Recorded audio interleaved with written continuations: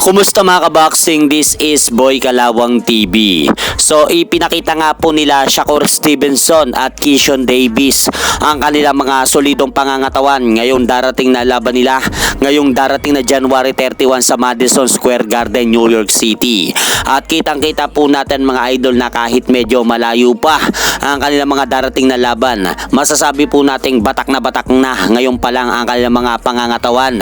Dahil itong si Keyshawn Davis mga idol, kaya harapin po nito sa magaganap na The Ring 6 si Jermaine Ortiz, habang sa magaganap naman po na main event na laban ay harapin naman po mga idol ni Shakur Stevenson si WBO and The Ring World Junior Welterweight Champion The Takeover Teofimo Lopez. Kaya abangan po natin ang mga magaganap na laban na yan. So mapapanood po natin yung mga laban na yan mga idol mga linggo na po, February 1. At sa kabilang banda naman, matapos nga pong mag-collapse ang Manny Pacquiao versus Rolando Rolly Romero fight na nakatakda sanang gawin ngayong buwan ng January, ay may pasabog nga pong i-anunsyo sa 8th Division World Champion Manny Pacquiao ngayong buwan.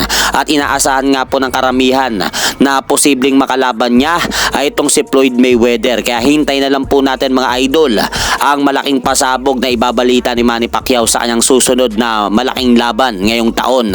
At sa kabilang banda naman, matapos nga po nating maibalita na dumating na sa Amerika si IBF World Minimum Weight Champion Pedro Taduran nung nakarang araw pa, ay nakapag-alaman pala natin mga idol na ito palang si Jack El Capitan Tepora ang magsisilbi niyang coach sa napipinto po niyang unification bout ng kanilang mga titulo sa 105 division ni Puerto Rican boxer Oscar Collazo. Dahil ayon nga po dito mga idol sa post ni Jack Tepora sa kanyang social media account, sinabi nito na mga BB Casimero fans, Coach Jack Tepora is waiting to champ Pedro G. Taduran here in Las Vegas to train versus Oscar Collazo.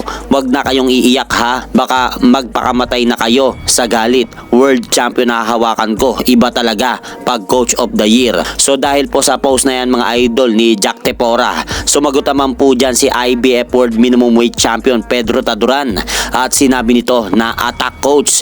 So ano pong masasabi niyo dyan sa naging post na yan ni Jack Tepora sa kanyang social media account? At hanggang dito na lang po muna ang aking update sa mga ganapan sa mundo ng boxing. At syempre mga idol, huwag nyo rin pong kalimutan, pakisuportahan nyo naman po muna ang ating munting channel. Maraming salamat po.